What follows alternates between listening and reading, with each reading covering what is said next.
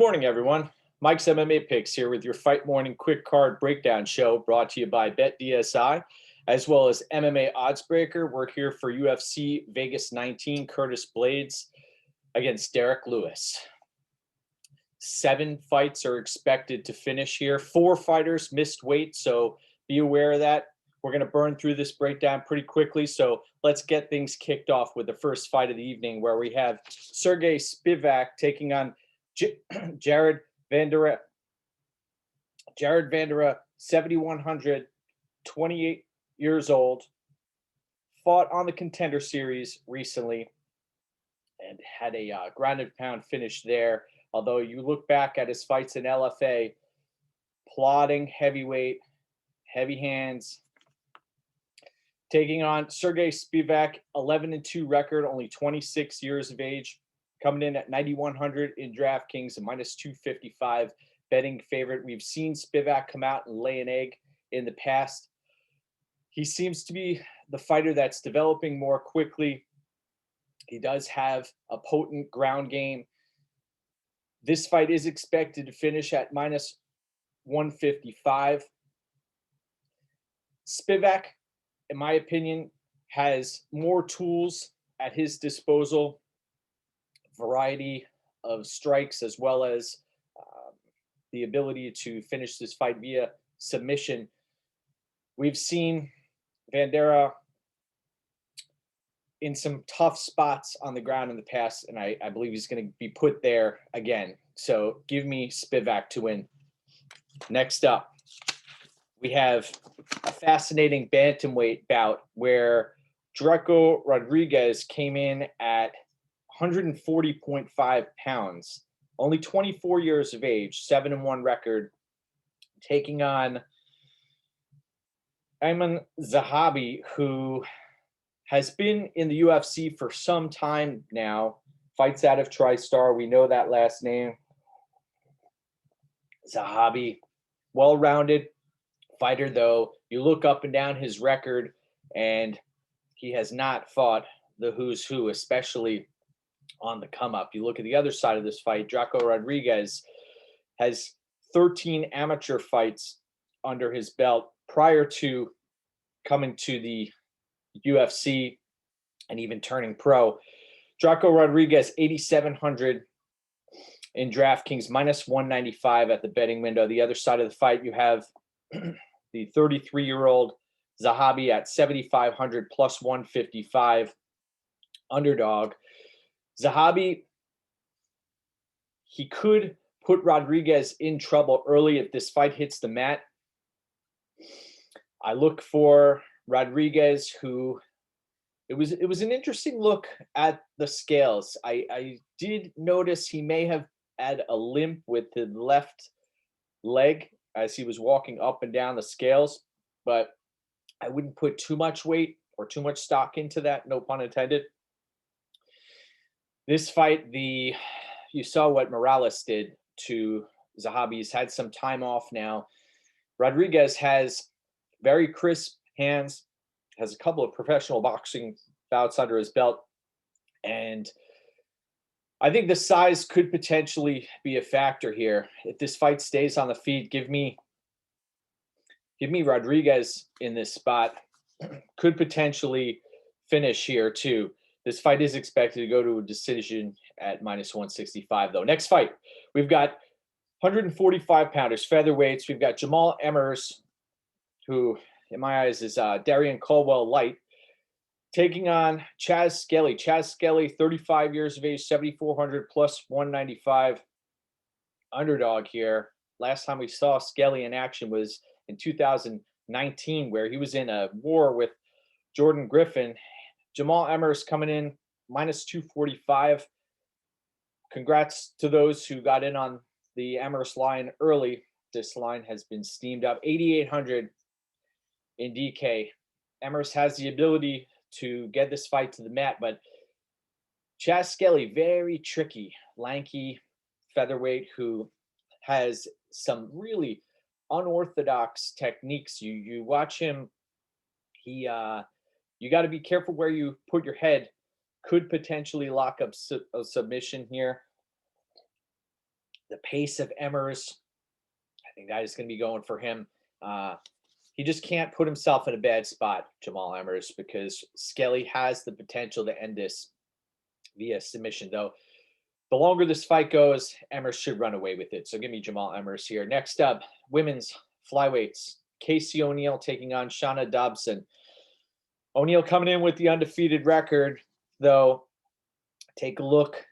Before she became a pro, ran into some rough spots. We'll just put it that way. 8,500 minus 160 betting favorite for O'Neill, who is an aggressive fighter, could potentially be landing more output here against Dobson, who does pack a punch, who has moved to Colorado and has put in a solid couple of camps. The Agapova fight, you watch somebody, I have no idea, ATT, how they let Agapova burn herself out before she even got into the cage.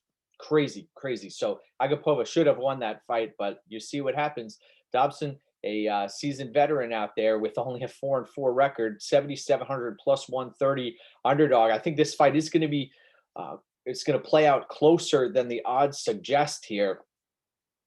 This fight's expected to go to a decision at minus 225. If you were forced me to make a pick here, Casey O'Neill would be the pick. I think she has more potential at only 23 years of age. Tiger Muay Thai under her belt. I think, though, Dobson could potentially be a spoiler in this spot. So proceed with caution. I'll be hesitantly picking Casey O'Neill here. Next up, we head to another a featherweight bout where we have Nate Landwehr taking on Julian Erosa. This is going to be a war. Looking forward to this one. Landwehr coming in 32 years of age, 8,100 in DraftKings. You also have 8,100 on the Erosa side. Erosa really fought to stay in the company last time out against Woodson. Very impressive in that spot. Took a lot of punishment and also dished out a lot of punishment. Very active fighter, long reach, plus 100.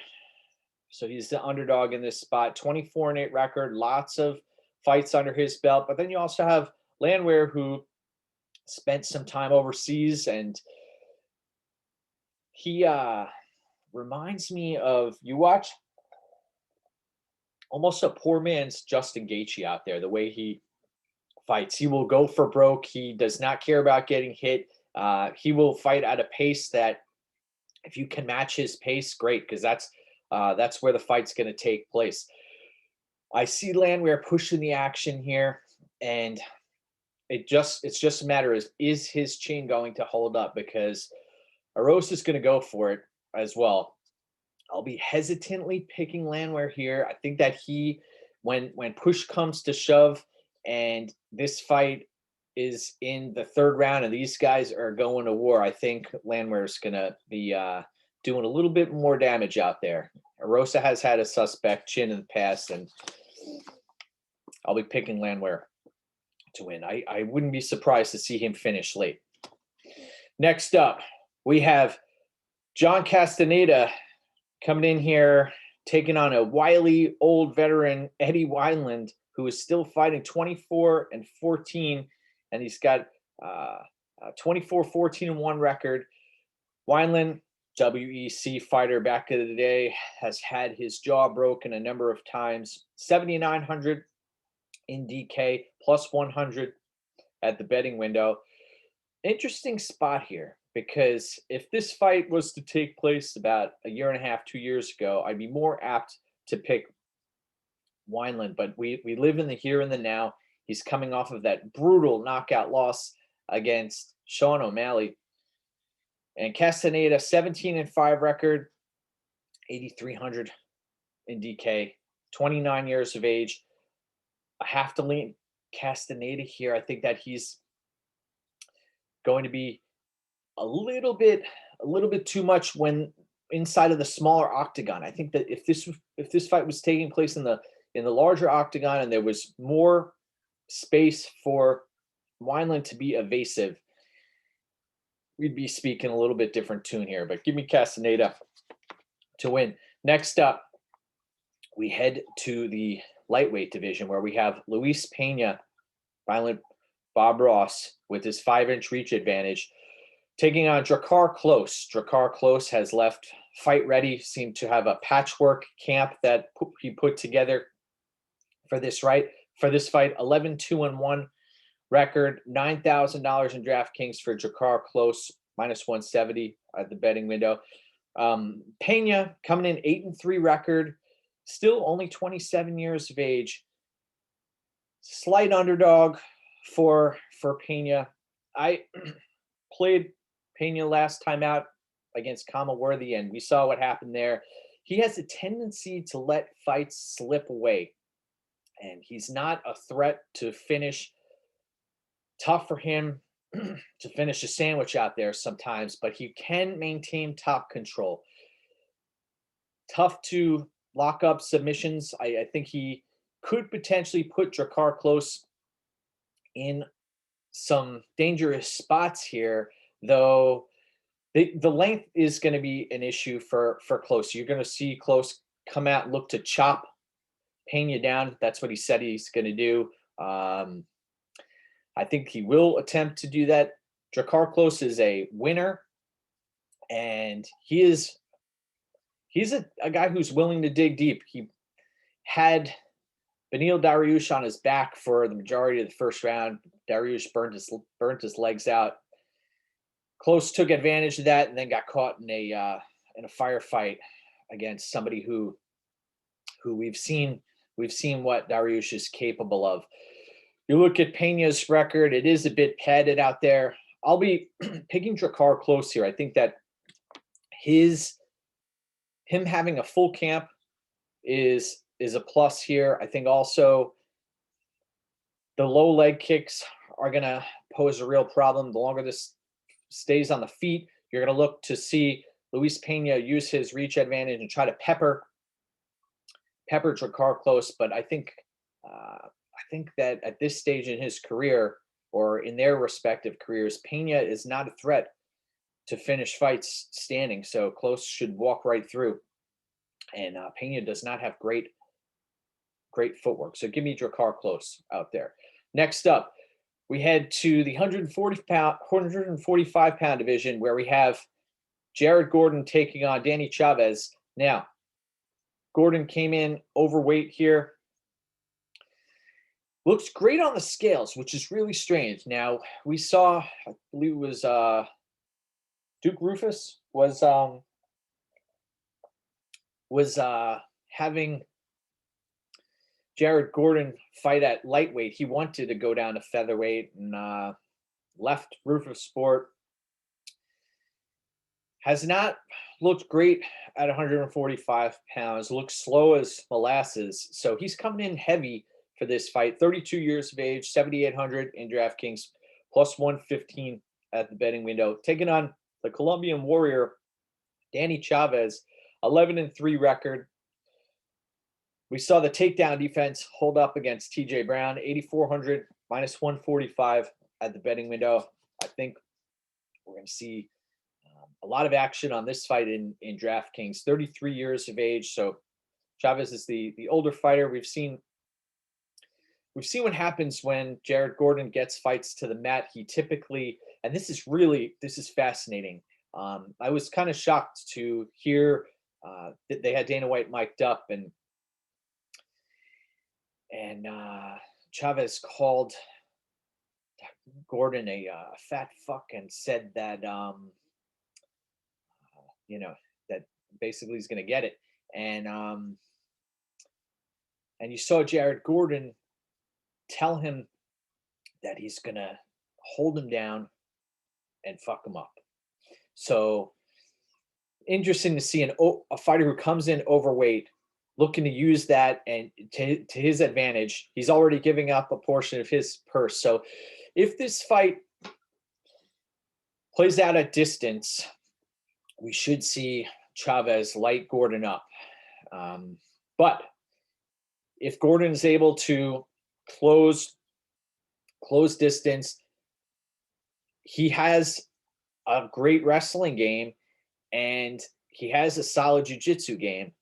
He could do what he is threatening to do to hold Danny Chavez down, and could potentially win a decision here, could also potentially lock up a submission. So, tale of two fights. Chavez has some low kicks, has some heavy hands, and has great takedown defense, as we saw in the TJ Brown fight. So I'll be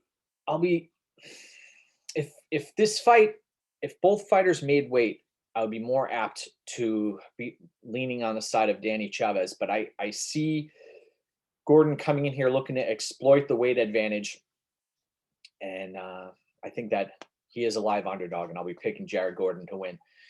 Next up, Tom Aspinall taking on Andrei Arlovski. How many lives does Andrei Arlovski have? He has this habit of drawing opponents into fighting his fight. They show him too much respect. If you force Andrei Arlovski into a firefight, that's where you can hurt him and get him out of there. So Arlovski, 42 years of age, $7,000 plus 215 underdog, taking on Aspinall, who has a 9-2 record, a spry youngster. We've seen this play out countless times against Augusto Sakai, etc., where Tanner Boser, Arlovski just lets people hang around, and or the opponent lets him hang around, and then before you know it, you head to the scorecards and you lose a split decision.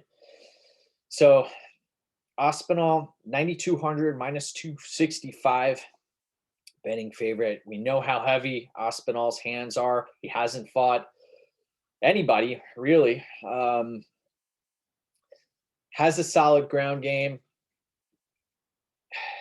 Looks like Frank Mir at times out there. I'll be picking Aspinall here, though. It is a dangerous spot.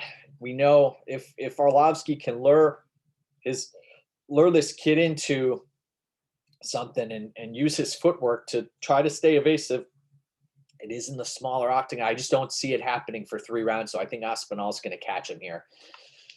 So give me Aspinall to win. Next up, we have a really fascinating bout at middleweight, where you have Nasruddin Imavov taking on Phil Hawes. Phil Hawes, athletic freak, 32 years of age, taking on the youngster Imavov, 24 years of age.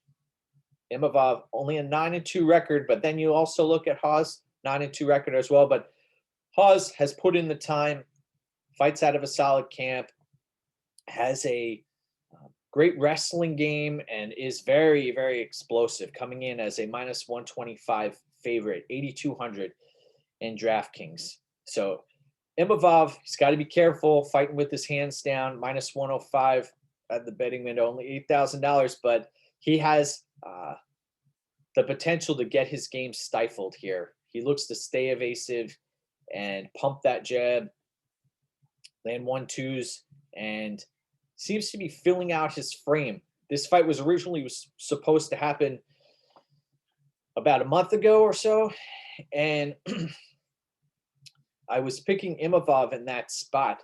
Now, with the extra time, we saw Hawes had a difficult weight cut last time out. This time around, nope, he seemed to make weight all right. This fight's not expected to go to a decision at minus 275. This is going to play out either Hawes early or Imavov late. That's the way I see it. And Imavov, although he hasn't fought the greatest competition, we've seen dramatic developments from fight to fight and progression from fight to fight. Hawes coming in on a win streak here, always live for the knockout, but I'll be picking Imavov to score the upset here. I think that the longer this fight goes, this could potentially be a live wagering opportunity. Just keep an eye out for that. Next up, we have this is going to be a 75th fight for Alexei Oleinik. Incredible. 7,600 plus 165 at the betting window, taking on Chris Daukaus. Chris Daukaus, 8,600 in DK. Law enforcement officer, minus 205 at the betting window, 31 years of age, Both of these guys have solid ground games, but you look at Oleinik, my gosh, he's fought the who's who, has locked up submissions against the who's who, and you cannot count him out of the fight, even if you have him in full mount, as we've seen. Chris Daukaus, very, very quick hands for a heavyweight, light on his feet. Looks can be deceiving. His fight, oh my gosh, isn't expected to go to a decision at minus 685. And you could see Oleinik finding a way, somehow finding a way after eating a ton of punishment, as we've seen him do. He almost pulled it off against Derek Lewis, but there was just no neck to get at. I'll be picking Daukaus, though. I think Daukaus is just going to be too quick on the feet, and he's going to make Oleinik pay as Oleinik tries to close the distance. Similar to the Walt Harris loss, except this one should end via strikes, via the hands. All right.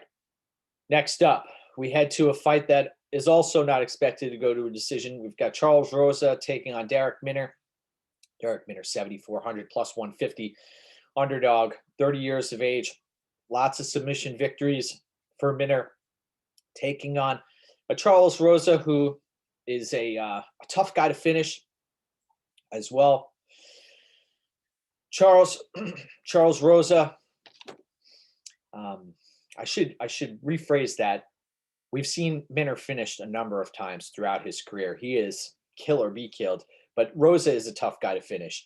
13-4 record. This fight's not expected to go to a decision at minus 265. This isn't the Shane Burgos fight here. Rosa, 8,800 minus 190. Betting favorite here. Very fascinating matchup. Minner's going to look to come in and lock up a submission earlier. If he can't do that in the first round, we should see Rosa coast, especially the longer this fight goes. Rosa fights out of a solid camp and is the more seasoned fighter. So I'll be picking Charles Rosa to win in that spot. But Minner's live for a submission. Next up, co-main event of the evening, where we have Ketlen Vieira taking on Vieira-Kunitskaya. Ketlen Vieira lost the battle on the scales. Not a good look, coming in overweight, especially at 9,300 and minus 280 at the betting window. In DraftKings, she is likely going to be the fade of the week. This fight's expected to go to a decision at minus 290. Look for, if Kunitskaya wants to engage, that's where Vieira shines as a jiu-jitsu practitioner as well as a background in judo. So Kunitskaya, it's interesting. She is tough. She doesn't pose much of a threat on the feet, and she doesn't pose much of a threat on the ground. But what she does bring to the table is a workmanlike effort every time out. Crazy thing is, though, you watch the fight against Aspinall. Aspinall's corner gave the simplest advice and just said, go for the kill, basically. She's there to be had, and Aspinall came out and took Kunitskaya out of there. She didn't want to be in there. So Ketlen Vieira, if she comes out here and puts volume on Kunitskaya, she should win this fight. 6,900 plus 225 betting underdog for Kunitskaya. There is the potential for Vieira to come out and lay an egg here. She's still coming off of that knee injury that she sustained prior to the Sijara Eubanks fight that kept her out of commission for a while. I wasn't thrilled with what I saw against Eubanks. I thought that Vieira had a number of paths to victory there and opted not to take the fight to the ground. She kept it standing, did what she had to do. This could potentially turn into a close fight, but I'll be picking Caitlin Vieira here. I think that she has more tools at her disposal. I'm concerned about the cardio as well. This Vieira sometimes hits a wall in fights, and I have a feeling Kunitskaya is going to come in here prepared, especially with the camp at ATT and Maheta helping her out. Next up, main event of the evening, where we have Derek Lewis taking on Curtis Blaydes.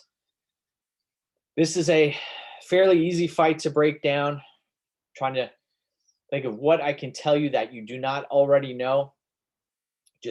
I will say this, that there is potential for Derek Lewis to find a way out of this fight the later the fight goes.